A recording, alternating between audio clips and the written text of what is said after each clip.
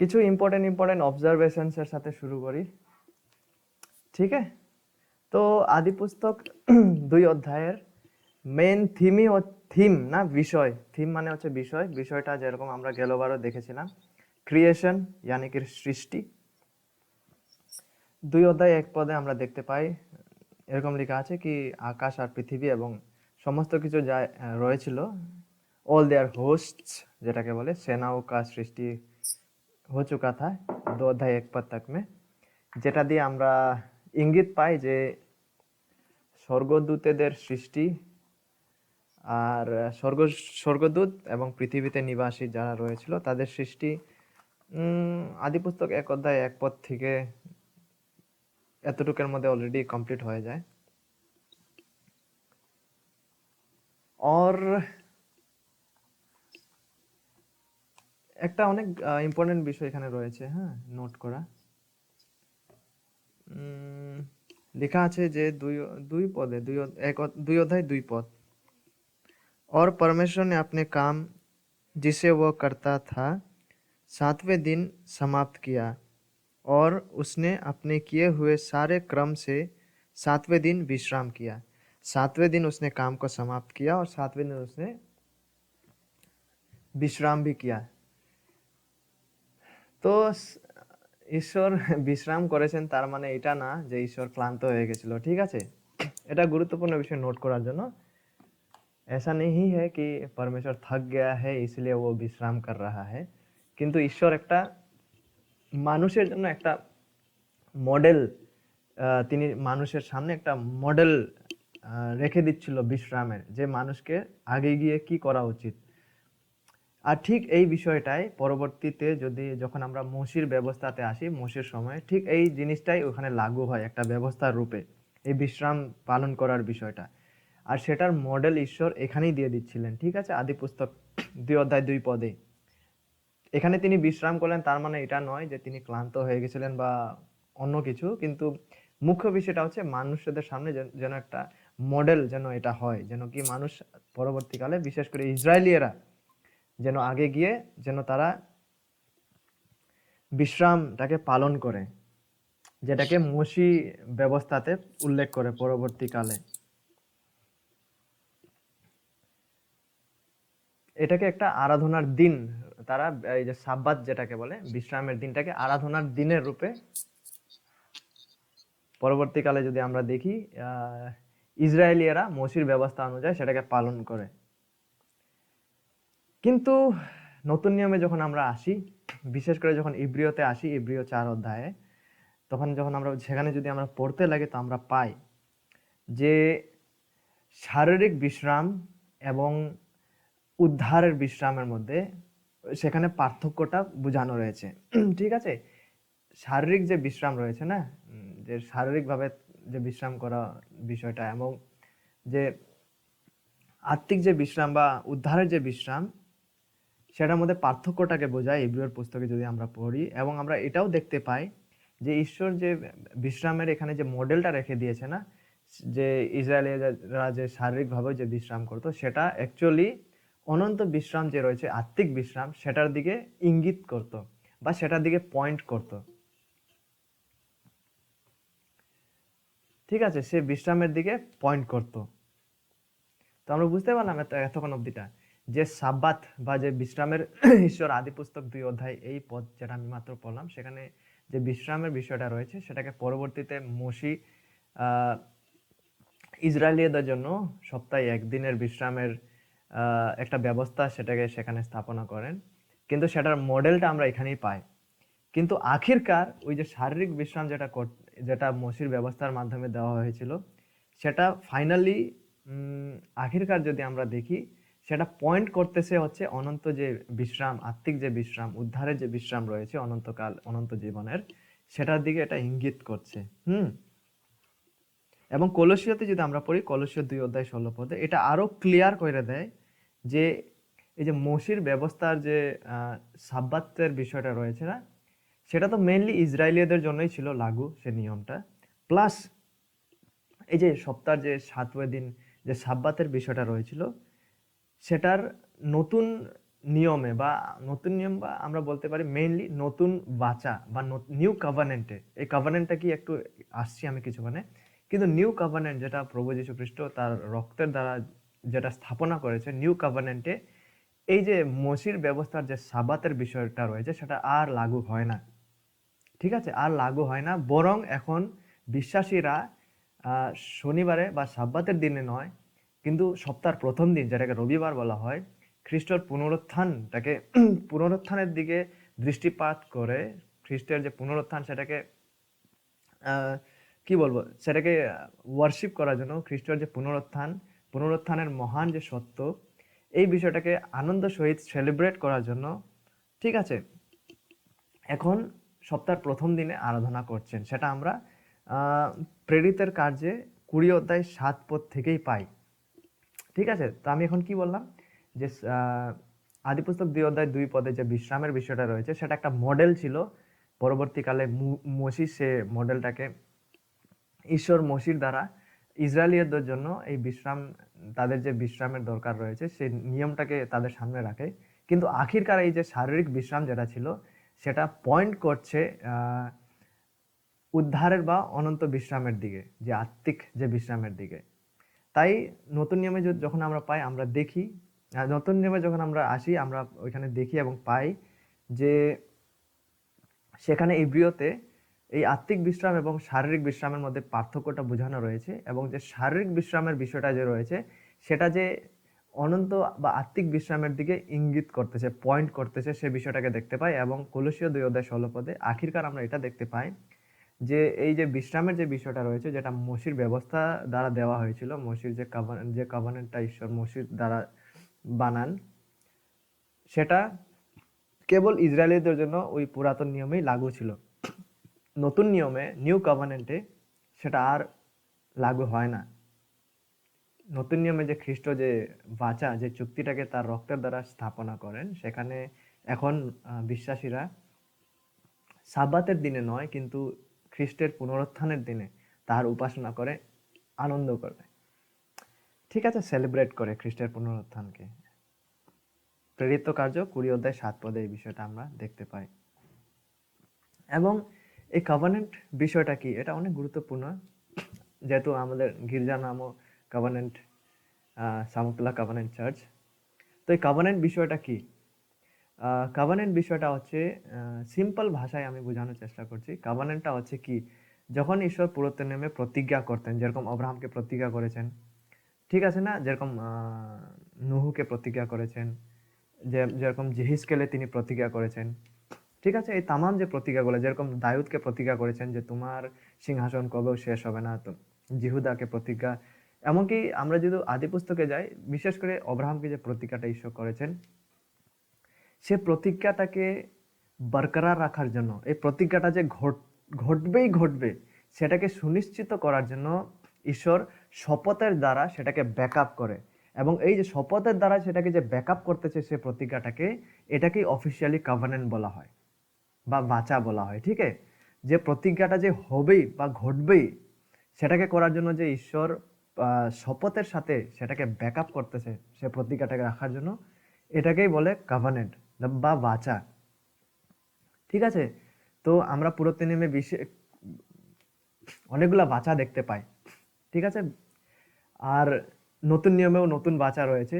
তাই এই বাচা জিনিসটা কি এটা জানাটা অনেক গুরুত্বপূর্ণ, কেননা আমরা আখিরকার দেখতে যাচ্ছি যে নতুন নিয়মের যে খ্রিস্টর রক্তের দ্বারা যে বাচাটাকে যে তিনি সমাপ্ত করে, সেটা কিভাবে বিশ্বাসীদের জীবনে লাগু হয় এবং সেটা কোথায় থেকে আসছে, সে জিনিসটা কোথায় থেকে ঘটছে। কেননা ঈশ্বর আখিরকার পুরাতন নিয়মে বাচার দ্বারা কিছু কিছু বাচার তিনি বেঁধেছিলেন লোকেদের সাথে, এবং নতুন নিয়মের যে বাচা যেটা খ্রিস্ট সমাপ্ত করে সেটাকেও তিনি, সেটার ইঙ্গিতও তিনি পুরাতন নিয়মে দিয়ে থাকেন। তাই এই বাচা বিষয়টা কি এটা জানাটা অনেক জরুরি। তাই আমি কিছুক্ষণ আগে বললাম যে মসির বাচা, যেটা মসির সাথে যে কভানেন্টটা ঈশ্বর করেছিলেন যে ব্যবস্থার দ্বারা, সেটা আর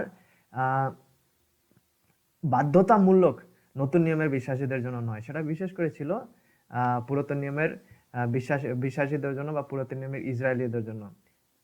ঠিক আছে, কিন্তু নতুন নিয়মের বিশ্বাসীদের জন্য খ্রিস্টর সমাপ্ত করা কার্য এবং তাহার রক্তের দ্বারা সমাপ্ত করা বাচাটা লাগু হয়। আর বিশেষ করে এই সাবাতের ক্ষেত্রে, ঠিক আছে। কিছু কিছু জিনিস যেগুলা পুরাতন নিয়মেও ছিল, মসির সময়ও ছিল, মসির ব্যবস্থাতেও ছিল, যেগুলোকে ঈশ্বর স্টপ করে নাই, সেগুলো কন্টিনিউ থেকে গেছে এবং আজকেও সেটা রয়েছে। সেরকম বেশ কিছু বিষয় রয়েছে, যেরকম মাতা পিতাকে সমাদর করা, কিন্তু সাবাতের বিষয়টা ওটা বিশেষ করে কেবল ইসরায়েলিদের জন্যই ছিল, আর সেটা আর নিউ কভার্নেন্টে নতুন বাঁচাতে সেটা লাগু হয় না। ঠিক আছে, কি জিনিসটা লাগু হয় কি জিনিসটা লাগু হয় না এটা डिटेल्स से पढ़ते হবে, কিন্তু এখন আপাতত इतना ही कि ये जो साब्बात वाला विषय है ना, वो केवल ओल्ड उस समय का जो इजरायली लोग थे उन लोग के लिए लागू होता था मूसा के व्यवस्था के द्वारा, लेकिन नया नियम में और नहीं। इसलिए नया नियम का विश्वासी लोग सब्बात वाला दिन नहीं, लेकिन हफ्ता का पहला दिन आराधना करते हैं, प्रभु यीशु मसीह का पुनरुत्थान की ओर दृष्टि रखते हुए। ठीक है, यह है कवनेंट, जो যেটা ঈশ্বর ভিন্ন ভিন্ন প্রিয় লোকেদের সাথে করেছিলেন পুরাতন নিয়মে, যেটা ফাইনালি এবং আলটিমেটলি খ্রিস্টর দ্বারা সমাপ্ত করা হয়। এবং আমরা যদি আদি পুস্তক 2 অধ্যায় 4 পদ থেকে পড়া আরম্ভ করি শেষ অবধি, 2 অধ্যায় 4 পদ থেকে 25 পদ অবধি, তো আমরা দেখতে পাই যে এক অধ্যায়ে আদি পুস্তক 1 অধ্যায়ে যেগুলো বিষয়ে আমরা পাঠ করেছিলাম সেগুলোকে সংক্ষেপে এখানে মানে সেগুলোরই আলোচনা করছে মসির রাইটিংসে। এটা মসি যেগুলো বিষয়গুলো লিখেছে না, এটা শুধু এখানে নয়, কিন্তু অন্যান্য বিষয়েও আমরা এই জিনিসটা পাবো। কি জিনিসটা?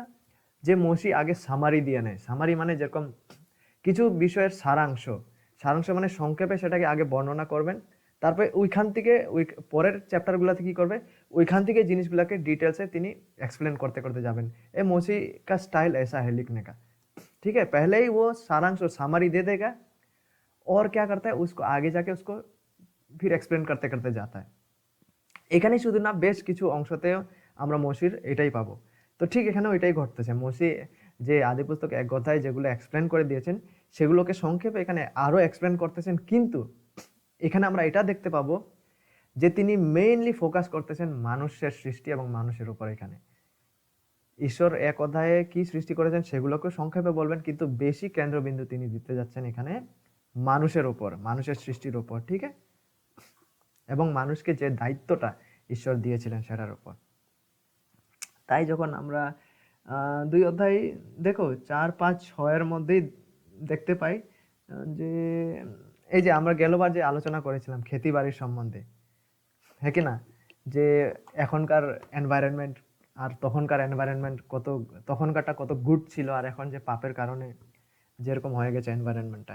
দেখো একটা পদ এখানে রয়েছে 2 অধ্যায় 6 পদ, কত সুন্দর বিষয়। तो भी कुहरा पृथ्वी से उठता था जिससे सारी भूमि सिंच जाती थी। পৃথিবীর থেকে বলে কুহরা উঠতো, কত সুন্দর, মানে এটা সব দিকে ভিজাই দিত, প্লাস মানে ন্যাচুরাল, এটা মানে ন্যাচুরাল ভাবে এত সুন্দর এনভায়রনমেন্ট ছিল, ন্যাচুরাল ভাবে জল এইভাবে করে কুহরাগুলো ভিজাই দিত, প্লাস ফসলগুলো উৎপন্ন হতো ওই সময়।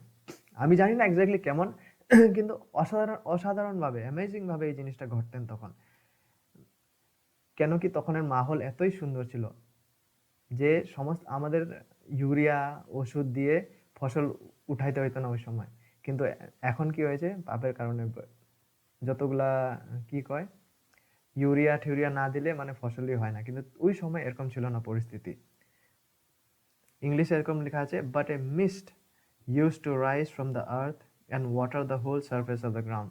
এত সুন্দর ওই সময়কার পরিবেশ ছিল।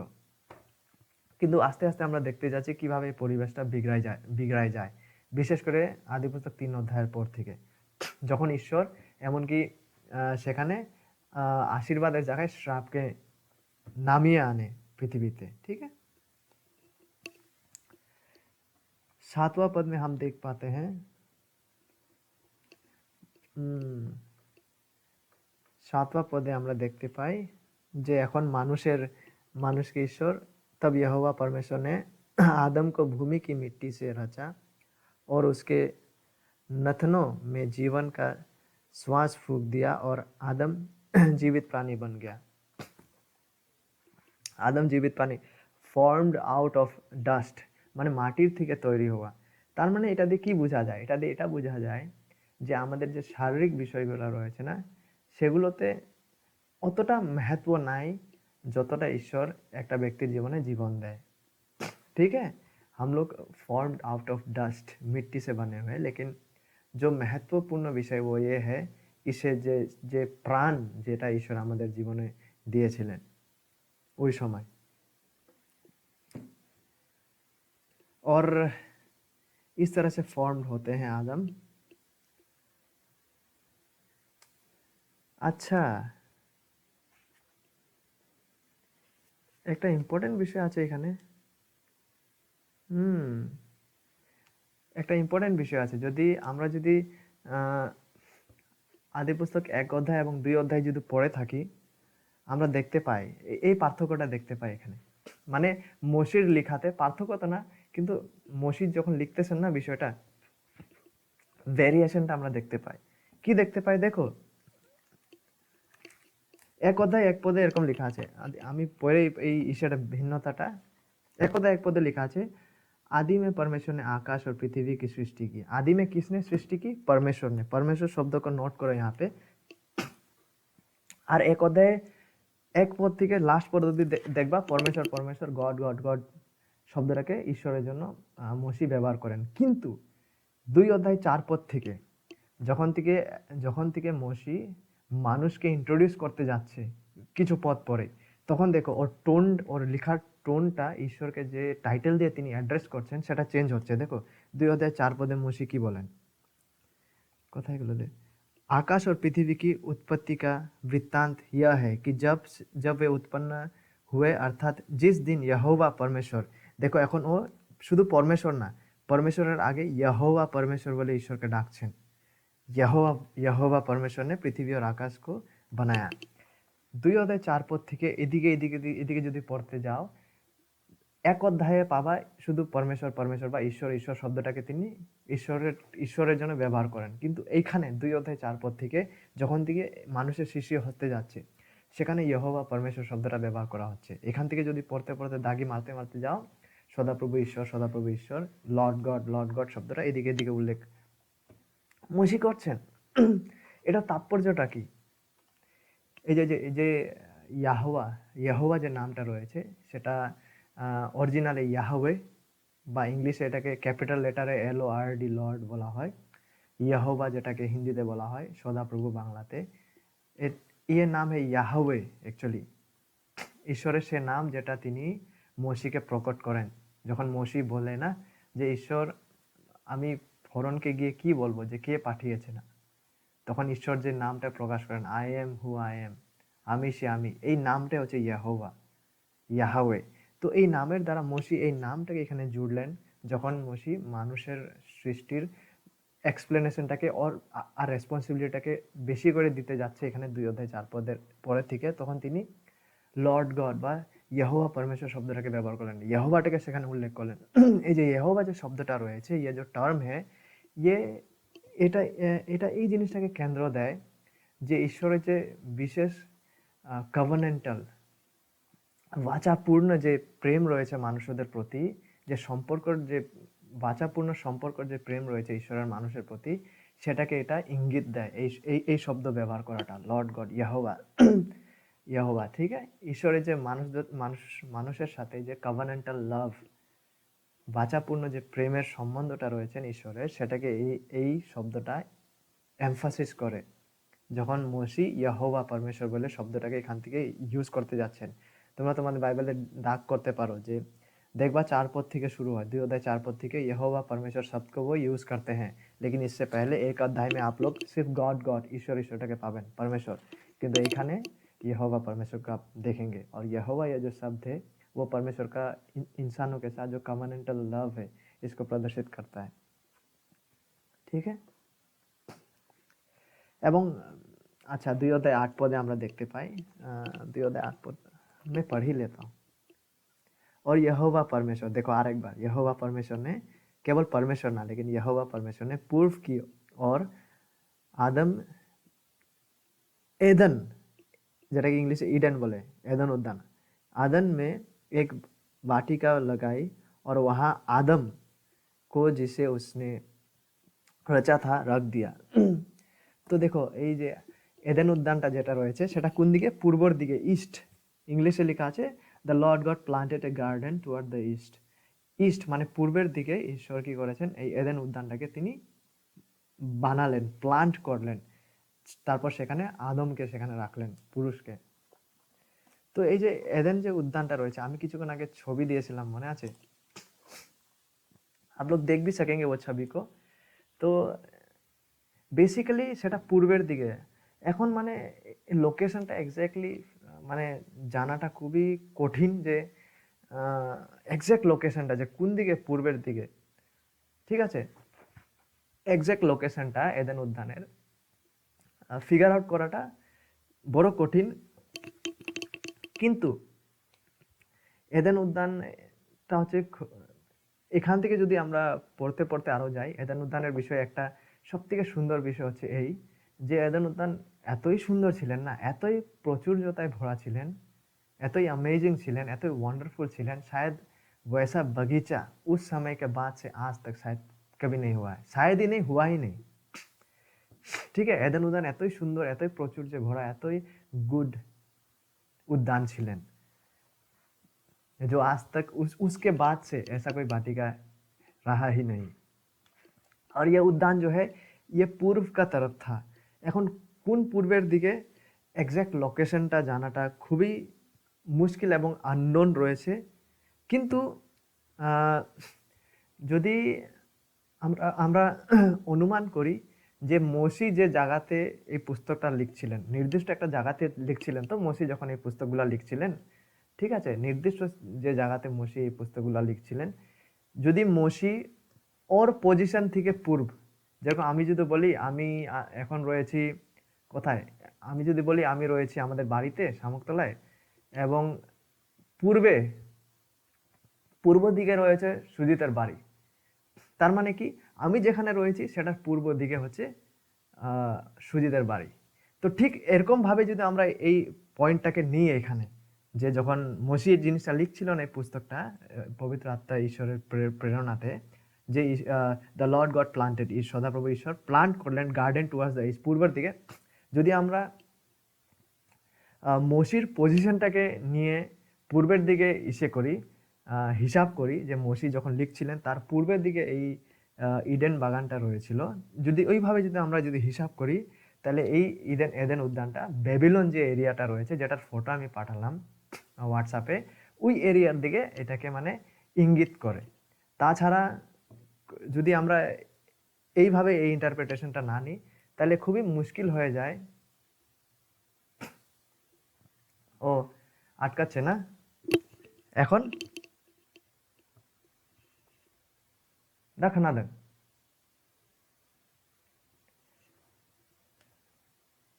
হ্যাঁ, তো এই যে ইডেন গার্ডেন যেটা রয়েছে, যেরকম আমি যদি বলি আমার বাড়ি শামুকতলা পটতলায় এবং সুজিতের বাড়ি পূর্ব দিকে, আমার বাড়ির পূর্ব দিকে সুজিতের বাড়ি, তাহলে এইভাবে যদি এই ইন্টারপ্রিটেশনটাকে নেওয়া হয় যে মসি যেখানে বসে লিখছিলেন সেটার পূর্ব দিকে ছিল এডেন উদ্যান, তাহলে কি হয়, ঠিক বেবিলনের যে এরিয়া, যে ছবিটাকে আমি পাঠালাম হোয়াটসঅ্যাপে, ঠিক ওই এরিয়াতেই এডেন উদ্যানের হওয়ার মানে আমরা অনুমান করতে পারি। ঠিক আছে, তাছাড়া এটা খুবই আননোন। তাছাড়া যদি আমরা অন্য কোনো ইন্টারপ্রিটেশন নিই বা আমরা যদি ভাবি না এটা হতে পারে না, তাহলে তো এক্স্যাক্ট লোকেশনটা জানা খুবই मुश्किल, अननोन माने जान नहीं सकते। लेकिन हम लोग अगर ऐसा सोचते हैं कि मोसी जहाँ से लिख रहा था उसका पूर्व की ओर इधर उद्यान था, तो वो पूर्व मोसी जहाँ से था वो उसका पूर्व हो जाता है बेबीलोन का एरिया, मेसोपोटामियन वैली एरिया जो है उसको, उस और हम अनुमान लगा सकते हैं। ठीक है, तो ये था 8वां पद, God planted A garden, Lord God planted A garden toward the east. पूर्व में वो था जिसका नाम जो एदन नामक स्थान में था, वहाँ पे आदम को रखा परमेश्वर ने। ठीक है, और 9वां पद में हम पाते हैं, 9वें पदे আমরা দুটো গাছের সম্বন্ধে পাই লেখা। और यहोवा परमेश्वर, आरेक बार देखो यहोवा परमेश्वर शब्द एखाने रयेछे, ने भूमि से सब भांति के वृक्ष जो देखने में मनोहर और जिनके फल खाने में अच्छे हैं उगाए और वाटिका के बीच में जीवन के वृक्ष को और भले या बुरे के ज्ञान के वृक्ष को भी लगाया। তো এখানে দুইটা মেন দো গাছ কা নাম यहाँ উল্লেখ है। প্রথমটা হচ্ছে ট্রি অফ লাইফ, জীবনের গাছ, और सत सत ज्ञानदायक जो भले और बुरे का ट्री। तो देखो ये গাছগুলা বাস্তবে গাছ, ঠিক है। जब हम इंटरप्रेट करते हैं तो ये कोई সিম্বলিক বা এটা কোনো এরকম না যে যখন প্রভু যিশু বলছেন না নতুন নিয়মে যে আমি দ্বার, তার মানে তিনি কাঠের দরজা না, কিন্তু তিনি ওই দরজার মতন। দরজাটা কি হয়, দরজাটা খুলেই তো আমরা প্রবেশ করি কোনো রুমে বা যে কোনো জায়গাতে। ঠিক তদ্রূপে প্রভু যীশু খ্রিস্ট একটা চিত্রর দ্বারা নিজেকে বর্ণনা করছে যে অনন্ত জীবনে প্রবেশ করার জন্য খ্রিস্টর দ্বারাই প্রবেশ করা যায়।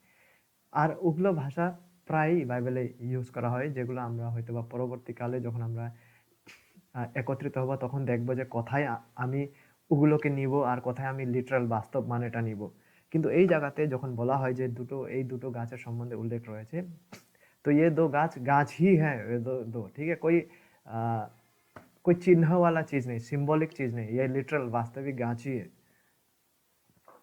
এটা যখন আমরা এই গাছটাকে বাস্তবিক গাছেই নিই তাহলে এটা সৃষ্টির সাথে অনেক ভালো রকম যাচ্ছে। কেননা ঈশ্বর যখন মানুষকে সৃষ্টি করেছেন, এখানে বাস্তব মানুষকে সৃষ্টি করেছেন, বাস্তব পশু পাখিকে সৃষ্টি করেছেন, এবং বাস্তব এডেন উদ্যানকে সৃষ্টি করেছেন, বাস্তব নদী নালাকে সৃষ্টি করেছেন। এবং এটার মাঝখানে যদি আমরা কোনো একটা চিহ্নিত মানে ঢুকিয়ে দেই তো এটা প্রসঙ্গের সাথে মিল খায় না। তাই এটা যখন এখানে যখন গাছের কথা উল্লেখ হচ্ছে তো ये वास्तविक पेड़ ही है, वृक्ष ही है वास्तविक, ठीक है।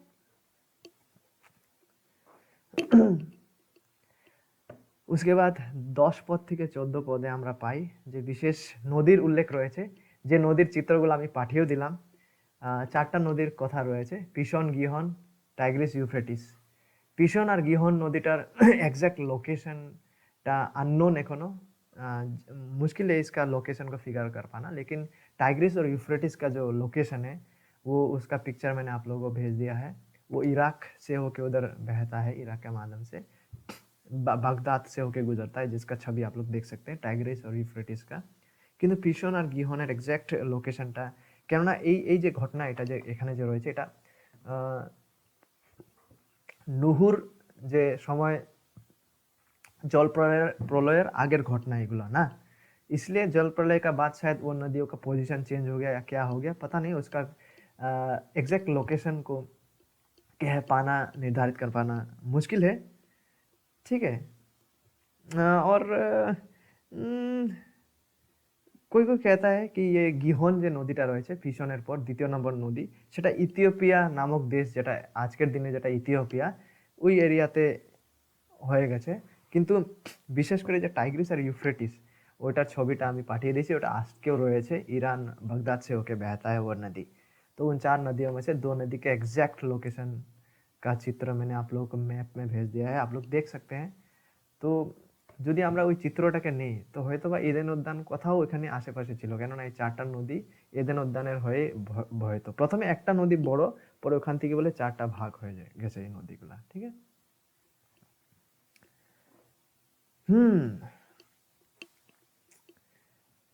আর আমরা তো আদিপুস্তক 1 অধ্যায় অবশ্য পড়ে নিয়েছি।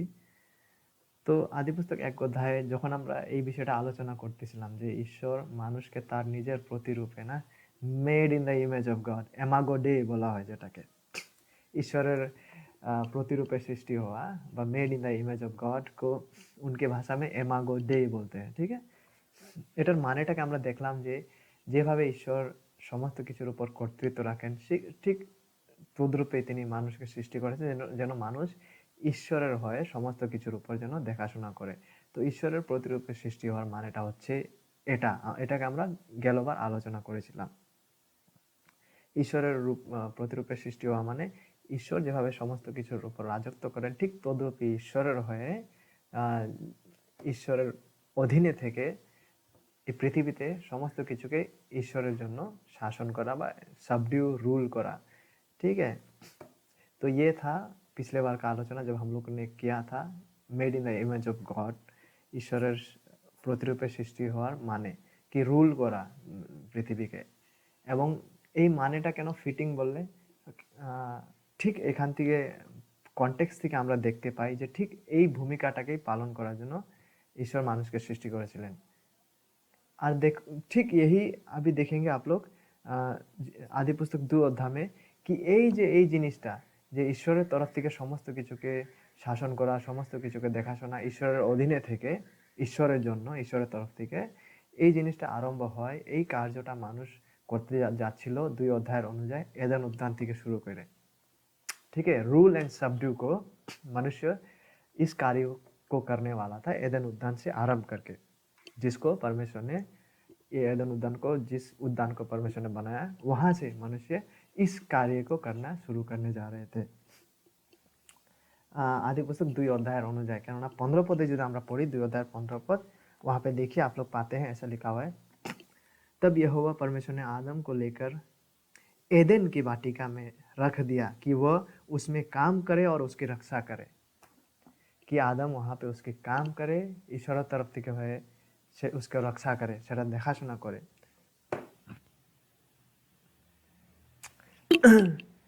দেখো সো ইন্টারেস্টিং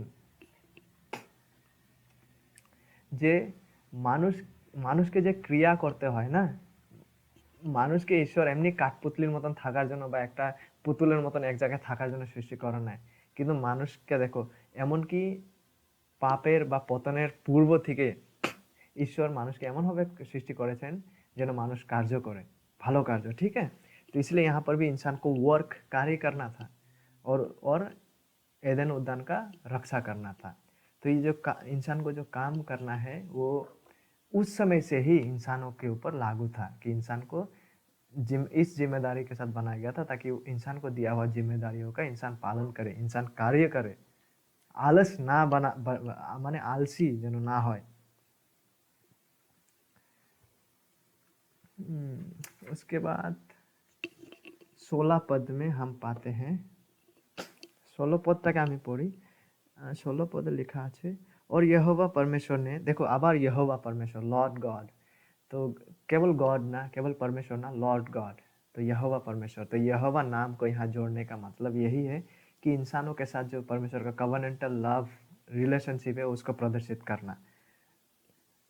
और यहोवा 16 पद 2 अध्याय आदि पुस्तक, और यहोवा परमेश्वर ने आदम को यह आज्ञा दी, तू वाटिका के सब वृक्षों का फल बिना खटके खा सकते हैं, पर भले या बुरे के ज्ञान का जो वृक्ष है उसका फल तू कभी ना खाना, क्योंकि जिस दिन तू उसका फल खाएगा उसी दिन अवश्य मर जाएगा।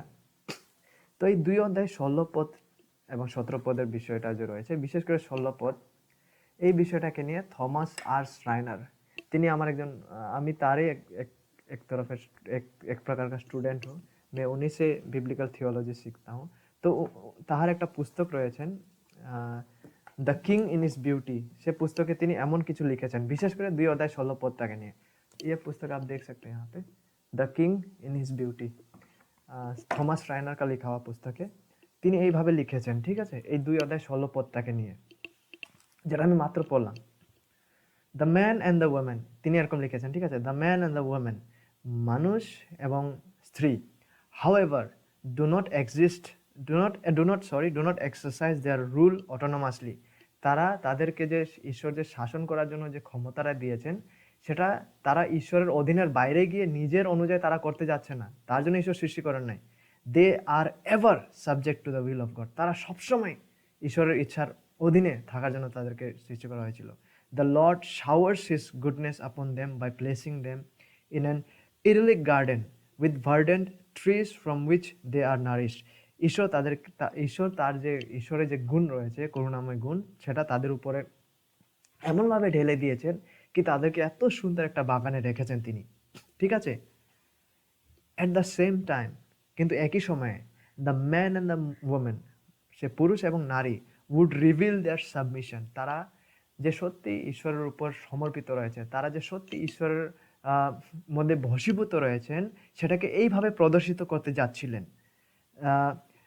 At the same time, the men and the women would reveal their submission to God's lordship by refusing to eat from the tree of the knowledge of good and evil. এবং একই সময়ে ঈশ্বর তাদেরকে আশীর্বাদিত করে করে এত সুন্দর জায়গায় রেখেছেন, কিন্তু একই সময়ে তারা যে সত্যি ঈশ্বরেতে ভজীভূত রয়েছেন, তারা এই জিনিসটাকে প্রদর্শিত করতে যাচ্ছিলেন ঈশ্বর যে আজ্ঞাটাকে দিয়েছেন সেই আজ্ঞাটা পালন করার দ্বারা, এবং সেই ফলটাকে না খাওয়ার দ্বারা, যে ফলটাকে ঈশ্বর খেতে বারণ করেছিলেন। আমরা কি বুঝতে পারতেছি? আমি আরেকবার এটাকে বলতেছি, ঠিক আছে? অবশ্যই মানুষ এবং নারীকে ঈশ্বর সমস্ত কিছুর উপর কর্তৃত্ব রাখার জন্য তার প্রতিরূপে সৃষ্টি করেছেন। তার মানে এই নয় যে মানুষ বিনা ঈশ্বরের অধীনে সমর্পিত হয়ে সবকিছু নিজের ইচ্ছা অনুযায়ী করবে, তা নয়। কিন্তু মানুষকে ঈশ্বর তাহার ইচ্ছার অধীনে থাকার জন্য সৃষ্টি করেছেন, এবং মানুষকে এত সুন্দর বাগানে তিনি রেখেছেন। কিন্তু একই সময়ে মানুষেরও একটা দায়িত্ব ছিল। আর মানুষের দায়িত্ব ছিল, মানুষ মানে পুরুষ এবং নারী, তাদের দায়িত্ব ছিল এই যে তারা যে সত্যি ঈশ্বরের প্রতি বিশ্বসনীয়, যে তারা যে সত্যি ঈশ্বরের প্রতি যে বশীভূত রয়েছেন, সেটাকে তারা প্রদর্শিত করতে যাচ্ছিল। তাদের প্রদর্শিত করা ছিল কিভাবে? ঈশ্বরের আজ্ঞাকে পালন করা দ্বারা। যে ফলটাকে ঈশ্বর বারণ করেছেন খাওয়ার জন্য, সেটাকে না খাওয়ার দ্বারা তারা তাদেরকে এই জিনিসটা প্রুফ করার প্রয়োজন ছিল যে তারা সত্যি ঈশ্বরের বশীভূত রয়েছে। কেননা আজ্ঞা পালন করা মানেই তো কারো প্রভুত্বের অধীনে রয়েছে। তিনি যেটা বলছেন সেটাই আমি করছি, সেটাকে এটা প্রদর্শিত করে। ঠিক আছে? আমি ইংলিশে আরেকবার পড়ছি। The man and the woman however do not exercise their rule autonomously. They are ever subject to the will of God. The Lord showers his goodness upon them by placing them in an idyllic garden with verdant trees from which they are nourished. At the same time, the man and the woman would reveal their submission to God's lordship by refusing to eat from the tree of the knowledge of good and evil. বুঝতে পারলাম? কিন্তু মানুষ তাহা করল না। মানুষ দেখিয়ে দিল যে আমরা ঈশ্বরের বিদ্রোহী। মানুষ দেখিয়ে দিল ঈশ্বরের আজ্ঞার বিরুদ্ধে গিয়ে যে তারা ঈশ্বরেতে বশীভূত নয়। যদিও ঈশ্বর তাদেরকে এত ভালো স্থানে রেখেছিল, ঈশ্বরের বশীভূত হয়ে ঈশ্বরের তরফ থেকে সমস্ত কিছু দেখাশোনা করার জন্য, রক্ষা করার জন্য, রুল করার জন্য, কিন্তু ঈশ্বরের ইচ্ছার অধীনে থেকে এবং ঈশ্বরের কর্তৃত্ব এবং প্রভুত্বের অধীনে থেকে।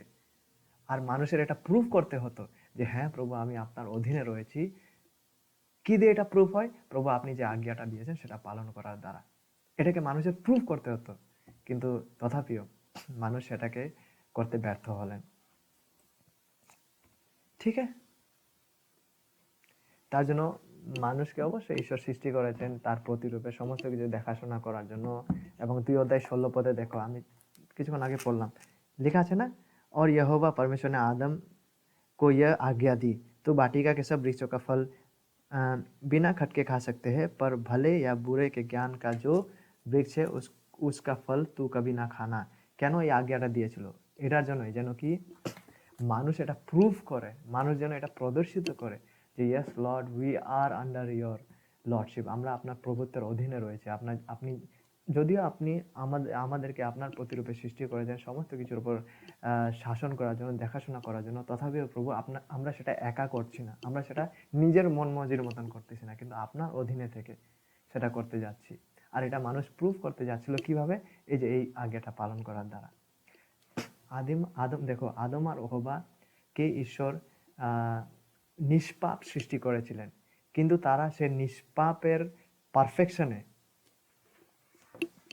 তাদেরকে যে ঈশ্বর নিষ্পাপ সৃষ্টি করেছিলেন না, সে নিষ্পাপের পারফেকশনে তাদেরকে বৃদ্ধি, মানে যে লেভেলে আদম হওয়াকে ঈশ্বর সৃষ্টি করেছিলেন, ফর এক্সাম্পল এই লেভেলে, কিন্তু তাদেরকে পৌঁছতে হবে একটা লেভেলে। এখানে তারা নিষ্পাপ, কিন্তু তাদেরকে একটা পারফেক্ট পজিশনে, একটা জায়গায় পৌঁছতে হবে, যেখানে তাদের একটা জায়গা আছে যেখানে পৌঁছা ছিল। ঠিক আছে? আর সেখানে তারা ঈশ্বরের আজ্ঞা বহ হয়ে, ঈশ্বরের আজ্ঞা পালন করে দ্বারা, ঈশ্বরের ইচ্ছা অনুযায়ী চলে সেই জিনিসটাকে প্রাপ্ত হওয়ার জন্য তাদেরকে সৃষ্টি করেছিলেন। ঠিক আছে? তো यहाँ पे इसलिए परमेश्वर ये आज्ञा को देते हैं ताकि इसके द्वारा এটাকে বোঝায় যে মানুষ সমস্ত কিছুকে তার নিজের মর্জিতে করতে যাচ্ছে না, এবং এটাকেও দেখায় যে মানুষ যা কিছু করতে যাচ্ছেন যেন মানুষ এটাকে প্রদর্শিত করে এই আজ্ঞাকে পালন করার দ্বারা, যে প্রভু আমি আপনার কর্তৃত্বতে রয়েছি এবং আমি আপনাদের বিশ্বসনীয় রয়েছি, কেননা আপনি যে জিনিসটা খেতে বারণ করেছেন সেটা আমি খাবো না, কিন্তু মানুষ তা করতে ব্যর্থ হয়েছে। ठीक है, तो 16-17 जो पद है आदि पुस्तक 2 অধ্যায়, এটা হচ্ছে সেটা তাৎপর্য কত সুন্দরভাবে থমাস আর শ্রাইনার তুলে ধরেছেন। কেননা অনেকজন লোক মাঝে মাঝে জিজ্ঞাসা করে না ঈশ্বর কেন সেই গাছটাকে সেখানে রাখলেন। অ্যাকচুয়ালি মানুষের এটা দায়িত্ব ছিল যে মানুষ যেন এই জিনিসটা প্রদর্শিত করে, প্রুফ করে যে আমি ঈশ্বরের প্রতি বিশ্বসনীয় রয়েছি এবং আমি ঈশ্বরের কর্তৃত্বের অধীনে থেকেই ঈশ্বর যে উদ্দেশ্যের জন্য আমাকে সৃষ্টি করেছেন সে দায়িত্বগুলোকে আমি পালন করছি, কিন্তু ঈশ্বরের বিরুদ্ধে বিদ্রোহ করে নয়, কিন্তু তার ইচ্ছা অনুযায়ী চলাতে, ঠিক আছে, বা তার ইচ্ছা অনুযায়ী চলার দ্বারা, তার প্রভুত্বের অধীনে নিজেকে বশীভূত করার দ্বারা। ओके, 18 पद में हम देख पाते हैं कि it is not good for a man to be alone. যখন ঈশ্বর দেখলেন তো আদমের জন্য তিনি একটা সহকর্মী বা কম্পানিयन বা हेल्पर के बारे में परमेश्वर सोचते हैं। 19वां पद, और यहोवा परमेश्वर भूमि में से सब जाति के बनेले पशुओं और आकाश के सब भांति के पक्षियों को रचकर आदम के पास ले आया कि देखे कि वह उनका क्या क्या नाम रखता है, और जिस जिस जीवित प्राणी का जो जो नाम आदम ने रखा वही उसका नाम हो। अतः आदम ने सब जाति के घरेलू पशुओं और आकाश के पक्षियों और सब जाति के बनेले पशुओं का नाम रखा, परंतु आदम के लिए कोई ऐसा सहायक ना मिला जो उससे मेल खा सके। তো এখানে আদমের কাছে ঈশ্বর কি করেন 19-20 পদে। 18 পদে তো আমরা দেখতে পাই যে আদমের জন্য একটা সুইটেবল হেল্পারের একটা এখানে বিষয় এসে যায়, কিন্তু 19-20 পদে আমরা দেখি যে আদমের কাছে সে পশুগুলোকে নিয়ে আনলেন এবং ওই সময় পাপ এখনো পৃথিবীতে প্রवेश করে না ওই সময় এই অবস্থাতে। तो क्या ना आदम भी बहुत इंटेलिजेंट था कि उन्होंने जो जो नाम दिया जिस जिस पशुओं का वही उसका नाम था, ঠিক আছে। এবং এই নাম দেওয়াটা অনেক গুরুত্বপূর্ণ বিষয়, বিশেষ করে আদি পুস্তকের থেকে, কেননা নাম দেওয়াটা, কাউকে নাম দেওয়াটা তার উপরে কর্তৃত্বটাকে বোঝায়। মানে এটা যদি পেন্সিল, মানুষ যদি এটাকে নাম দিচ্ছে পেন্সিল, তার মানে এটাকে বোঝায় যে মানুষের এর উপর কর্তৃত্ব রয়েছে, ঠিক আছে। যেটার যে নাম দিচ্ছে, নাম যাকে দেওয়া হচ্ছে সে হচ্ছে এর অধীনে, এটাকে এটা বোঝায় যে কাউকে নাম দেওয়াটা। তো আদম সমস্ত এই পশুগুলোকে নাম দিল, মানে কি এটাকে বোঝায়, ইঙ্গিত করে যে এই সমস্ত কিছুটা आदम অধীনে রয়েছে। उसके बाद हम देख पाते हैं ऐश्वरिक সার্জারি को, মানে ঈশ্বরের দ্বারা করা সার্জারি, যখন ঈশ্বর আদমের জন্য কম্পানিয়নকে আনতে যাচ্ছিলেন 21-22 পদে। প্রথম আরোগ্যতাকে আমরা সেখানে দেখতে পাই যে हड्डी को निकालने के बाद फिर हील करता है, आदम हील हो जाते हैं, और पहला ऐश्वरिक সার্জারি को हम वहाँ देख पाते हैं। আমি পড়তেছি এগুলা সেলফ এক্সপ্লেনেটরি, এগুলা নিজেতে পড়েও ये समझा जा सकता है। 21-22 पद, तब यहोवा परमेश्वर ने आदम को भारी नींद में डाल दिया, और जब वो सो गया तब उसने उसकी एक पसली निकालकर उसी जगह मांस भर दिया, और यहोवा परमेश्वर उस पसली को जो उसने आदम में से निकाली थी स्त्रीक बना दिया और उसको आदम के पास ले आया। हड्डी रिप्स থেকে उसको बनाया। तो डॉक्टर जॉन मैकार्थर ऐसा कहता है कि ईश्वर स्त्री के মানুষের रिप्स থেকে তৈরি করেছেন, মানে ये रिप्स ये बीच वाला हिस्सा है इधर वाला, या फिर कौन सा साइड से पता नहीं, कि कहीं एक साइड से उसने निकाल कर बनाया। जॉन मैकार्थर यही बोलेন যে স্ত্রীকে ঈশ্বর পুরুষের মাথা থেকে সৃষ্টি করে নাই যেন কি পুরুষের মাথার উপর চাপেন, বা স্ত্রীকে ঈশ্বর মানুষের পায়ের তল থেকে সৃষ্টি করে নাই যেন কি পুরুষ স্ত্রীকে পায়ের নিচে কুচলায়, বরং স্ত্রীকে ঈশ্বর বরাবর স্থান থেকে তৈরি করেছেন, কেননা স্ত্রী আর পুরুষ ঈশ্বরের দৃষ্টিতে এক। যদিও আমাদের দায়িত্ব ঈশ্বর বা রেসপন্সিবিলিটি গুলোকে তিনি আলাদা আলাদা ভাবে দিয়েছেন। तो ठीक है, तो 21-22 पद वो ऐश्वरिक সার্জারি को हम देख पाते हैं यहाँ पे, আর প্রথম আরোগ্যতার কার্যকে আমরা সেখানে দেখতে পাই। এবং যখন ঈশ্বর হবাকে আদমের কাছে নিয়ে আনলেন। একটা সুন্দর প্রথম কবিতা আমরা আদমের মুখ থেকে শুনতে পাই 23 পদে। কবিতাটা হচ্ছে এই, तब आदम ने कहा अब यह मेरी हड्डियों में की हड्डी और मेरे मांस में का मांस है, इसलिए उसका नाम नारी होगा, क्योंकि वो नर में से निकली गई है। नर में से निकली गई है इसलिए नारी है। ঠিক আছে, কত সুন্দর কবিতা তিনি এখানে আদম কবিতা को कहते हैं। এবং ইব্রিয়তে এই শব্দটা যেটা রয়েছে নর নারী, কত সুন্দর না, নর সে নিকলা इसलिए নারী, ঠিক ওরকমই ইব্রিয়তে যে শব্দগুলো রয়েছেন পুরুষকে বলা হয় ISH ইশ, এবং इश से निकला है इसलिए महिला का नाम को आदम ने दिया ईशा, ISHA। ईशा माने वुमेन, ठीक है। इब्रियो भाषा इश माने होचे पुरुष। आदम इतना इंटेलिजेंट था ना उस समय, तो माना वो भी कविता तुरंत बना दिया उस समय, क्योंकि महिला को इश से निकाल के बनाया, इसलिए महिला का नाम था ईशा, ISHA। वुमेन को ईशा कहते हैं इब्रियो भाषा में, पुरुष को ISH इश, जैसा कि नर नारी, मैन वुमेन। उसके बाद आखिरकार যদিও এই পদগুলার গভীরতায় যদি আমরা যাই, আমরা বিবাহের বিষয়গুলো এখানে দেখতে পাই। আগেও পদে যদি আমরা পড়ি 24 পদে, इस कारण पुरुष अपने माता पिता को छोड़कर अपनी पत्नी से मिला रहेगा और वे एक ही तन बने रहेंगे। 25 पद, आदम और उसकी पत्नी दोनों नंगे थे पर लजाते ना थे। 24 পদের বিবাহের বিষয়টাকে প্রভু যীশু খ্রিস্ট নতুন নিয়মে তুলে ধরেন এবং সাধু বলে তুলে ধরেন, সেটা আরম্ভ হয় এখান থেকেই, ঠিক আছে। এবং পরবর্তী কালগুলাতে পুরাতন নিয়মের ইতিহাসে যখন আমরা দেখি যে একটা পুরুষ ভিন্ন ভিন্ন স্ত্রীদেরকে আনছেন নিজের সাথে, ওইভাবে ঈশ্বর ডিজাইন করেন নাই। ওয়ান ম্যান ওয়ান ওম্যান, এই তারা দুজন একসাথে আসা, এটাকে ঈশ্বর ডিজাইন করেছিলেন, ঠিক আছে, একদম আদি থেকেই। কিন্তু পাপের প্রতিফলে পরবর্তীকালে গিয়ে একটা পুরুষ ভিন্ন ভিন্ন স্ত্রী নিচ্ছে, এইগুলো জিনিসগুলো আইসে পড়ে। কিন্তু আবার নতুন নিয়মে এই একই জিনিসটাকে আবার স্ট্রংলি এটাকে এমফাসিস করা হয়। যদি আমরা পত্রিতে পড়ি, পল বলে कि जो एल्डर है कलीसिया का उसको एक स्त्री वाला मर्द होना आवश्यक है, ঠিক আছে। তো এই জিনিসটাকে আবার এখানে তিনি কেন্দ্র দেন, এইভাবে ঈশ্বর ডিজাইন করেছিলেন। लेकिन पापेर कारण आज देखेगा कि जो LGBT कम्युनिटी है आज पाप के कारण से যদি আমরা রোমিও একেও পড়ি, পুরুষ পুরুষ का विवाह ये सब মানে কত এসে স্ত্রী স্ত্রী এগুলো জিনিসগুলো করতেছে, কিন্তু এইভাবে ঈশ্বর ओरिजिनली আমাদেরকে ডিজাइन করেন নাই। परमेश्वर ने एक स्त्री को एक पुरुष के लिए ही इस तरह से डिजाइन किया ताकि वो दोनों एक दूसरे से विवाह करे, এইভাবে ডিজাইন করেছিলেন। এক পুরুষ 10-20 स्त्री नहीं, एक स्त्री 10-20 पुरुष नहीं, ना ही एक स्त्री दूसरा स्त्री, ना ही एक पुरुष दूसरा पुरुष, लेकिन एक पुरुष एक स्त्री।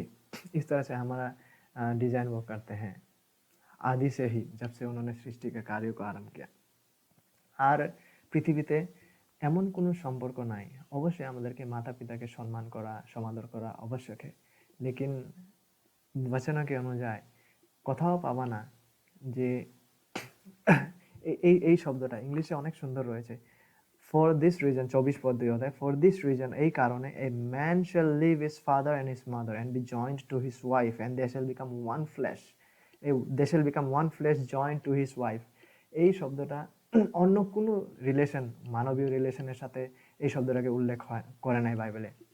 এই বলে নাই যে ভাই আর বোন যে রয়েছে তারা জয়েন্ট টুগেদার হবে এবং ওয়ান ফ্লেশ হবে, বা এটাও বলে নাই যে बाप और बेटा, माँ और बेटा जॉइंट और एक फ्लैश होगा और एक होगा। ये यूनिटी का बात कोई भी रिलेशन के साथ इस बात को रखा नहीं गया, लेकिन केवल विवाह में इस शब्द को रखा गया कि एक तार माने देखो excuse me, for this reason a man shall leave his father and his mother, क्या होगा, पुरुष अपने माँ पिता से अलग होके उसका स्त्री का साथ एक हो जाएगा, ठीक है। तार माने এটা নয় যে এই ঈশ্বরের এই বাক্যটা ওই আজ্ঞার বিরুদ্ধে না যেখানে ঈশ্বর বলতেছে মা বাবার সমাদর করো, ঠিক আছে। क्योंकि ये जो जिम्मेदारी है, ये जो दायित्व है, ये जो विषय है, ये इतना ही महत्वपूर्ण एक रिलेशन है।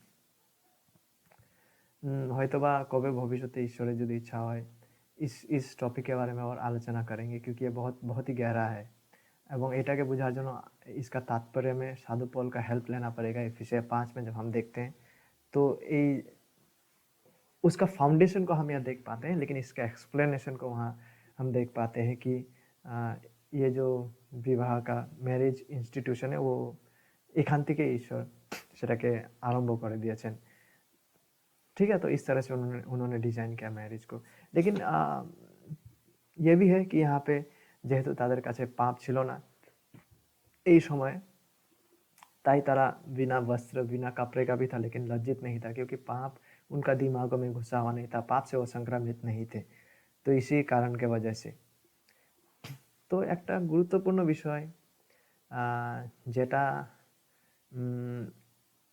আমি নিতে চাই এই আদি পুস্তক 2 অধ্যায় থেকে সেটা হচ্ছে ঈশ্বরের আজ্ঞাবহ হওয়া যে ঈশ্বর আমাদেরকে যে উদ্দেশ্যের জন্য সৃষ্টি করেছেন ঠিক আছে যে উদ্দেশ্যের জন্য আমাদেরকে উদ্ধার করেছেন তার ইচ্ছা অনুযায়ী চলে তার বাক্য অনুসার জীবন যাপন করে তার মহিমা করা তার গৌরব করা এবং সমস্ত কিছুকে তার অধীনে থেকে তার ইচ্ছা অনুযায়ী সমস্ত কিছুর কর্তৃত্ব করা সমস্ত কিছুকে দেখাশোনা করা হয়তোবা ভিন্ন ভিন্ন আমাদের ভিন্ন ভিন্ন লোকেদের কনটেক্সটে এটা আলাদা আলাদাভাবে লাগু হবে কিন্তু এটা অবশ্যই লাগু হয় এখান থেকে যে যেভাবে ঈশ্বর আদম হওয়াকে তিনি তার আজ্ঞা অনুযায়ী চলার জন্য এখানে আদেশ দিয়েছিলেন एग्जैक्टली वैसा ही आदेश हमारे लिए हम नया नियम में भी पाते हैं ताकि हम परमेश्वर की इच्छा के अनुसार चले ঠিক আছে যেন কি আমরা ঈশ্বর যেভাবে তার ইচ্ছাগুলোকে তার বাক্যতে প্রকাশ করেছেন যেন কি আমরা সেই ইচ্ছাগুলোর বিদ্রোহ না করি যেন কি আমরা সেই ঈশ্বরের প্রকাশ করা যে ইচ্ছাগুলো সেগুলোর অবাধ্য হয়ে না চলি বরং আমরা যেন ঈশ্বরের বাক্য অনুযায়ী ঈশ্বরের বাক্যে যে আদেশগুলো তিনি আদেশ এবং ইচ্ছাগুলো যেভাবে তিনি প্রকাশ করেছেন সেই ইচ্ছা অনুযায়ী চলার দ্বারা ঈশ্বরেতে বশীভূত হয়ে চলার দ্বারা এটা প্রমাণিত করি যে হ্যাঁ আমি সত্যি ঈশ্বরেরই সন্তান তো এটা অনেক একটা গুরুত্বপূর্ণ বিষয় যেটা আমি আদি পুস্তক 2 অধ্যায় থেকে আমাদের সকলের জন্য নিতে চাই সেটা হচ্ছে ঈশ্বরের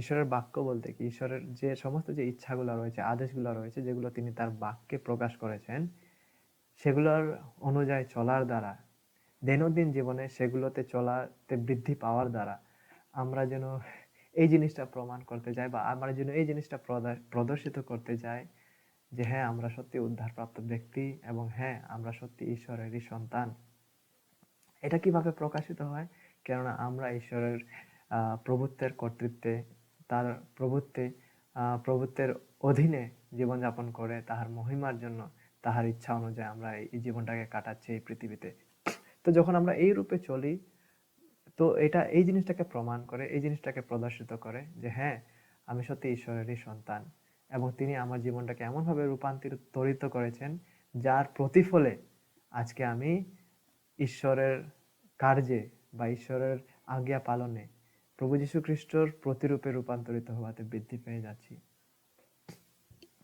তো এটা একটা অনেক বড় আহ্বান এক বহুত বড় বুলাহাট है নাই কেবল এদেন উদ্যানে কিন্তু সমস্ত বাক্যের শাস্ত্রে যদি আমরা পড়ি এটা হচ্ছে অনেক বড় একটা আহ্বান যেন আমরা ঈশ্বরের ইচ্ছা অনুযায়ী এবং আমরা যেন ঈশ্বরের আজ্ঞা অনুযায়ী যেন জীবনযাপন করি মতি 7:21-22 যদি আমরা পড়ি আমরা পাই যে সবাই যে হে প্রভু বলে তারাই যে স্বর্গের রাজ্য নিবাসী তাহা নয় কিন্তু সকল সে ব্যক্তি যাহারা ঈশ্বরের আজ্ঞা অনুযায়ী ঈশ্বরের বাক্য অনুযায়ী ঈশ্বরের প্রকাশ করা ইচ্ছা যেগুলো তার বাক্যে রয়েছে সে অনুযায়ী জীবনযাপন করে সে অনুযায়ী জীবনযাপন করার দ্বারা আমরা অনন্ত জীবন পাচ্ছি তাহা নয় কিন্তু সে অনুযায়ী চলাটা এই প্রকাশ করে যে সত্যি ঈশ্বর আমাদের জীবনটাকে রূপান্তরিত করেছেন যে হ্যাঁ সত্যি আমাদের জীবনে আমরা উদ্ধার পেয়েছি এবং সেই উদ্ধারে বৃদ্ধি পাচ্ছি ঠিক আছে তো এটা একটা অনেক গুরুত্বপূর্ণ বিষয় যে ঈশ্বরের ইচ্ছা অনুযায়ী এবং ঈশ্বরের বাক্য অনুযায়ী চলা এই জীবনে এটাকে প্রমাণিত করে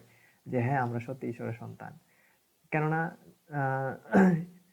কিছুদিন আগে আমি ডক্টর জন ম্যাকার্থারের কিছু বিষয় পড়ছিলাম, যেখানে লেখা ছিল যে আমাদের মণ্ডলীতে কেবল 100, 200, 300, 400 বা 1000 लोग मेंबरशिप नेवाटा वो वाला बड़ा बात नहीं है। ना ही ये जल में बपतिस्मा कितना आदमी लोग लेता है साल भर में, वो नहीं।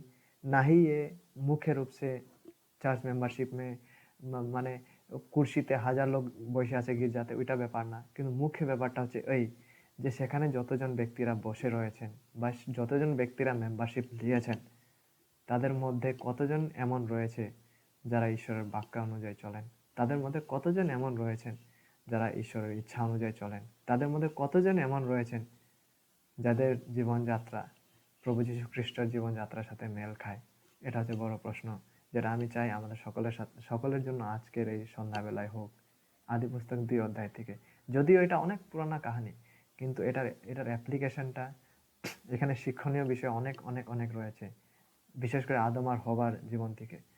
আমাদের জীবন যেন অমন না হয় যে ঈশ্বরের থেকে অনুগ্রহ প্রাপ্ত হয়েও ঈশ্বরের কাছ থেকে তার মঙ্গলময় বিষয়গুলোকে অনুভব করার পরেও ঈশ্বরের বিরুদ্ধে বিদ্রোহ করা, এরকম যেন আমাদের জীবন না হয়।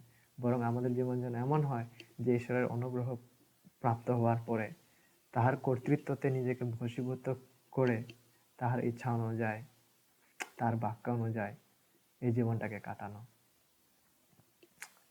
তো প্রভু যেন এই সত্যটা, এই বিষয়টা আমাদের সকলের জীবনে লাগু করেন, যেন কি আমরা এমন ব্যক্তি হয়ে উঠি, এই দৈনন্দিন জীবনে আমাদের এমন ব্যক্তি যেন হয়ে উঠি যাহারা ঈশ্বরের বাক্য অনুযায়ী জীবনযাপন করছেন, যাহারা ঈশ্বরের প্রকাশ করা ইচ্ছা যেটা তার বাক্যে রয়েছে, ঈশ্বরের প্রকাশ করা আজ্ঞা যেটা তার বাক্যে রয়েছে, সেটাকে পালন করাতে যেন বৃদ্ধি পায়।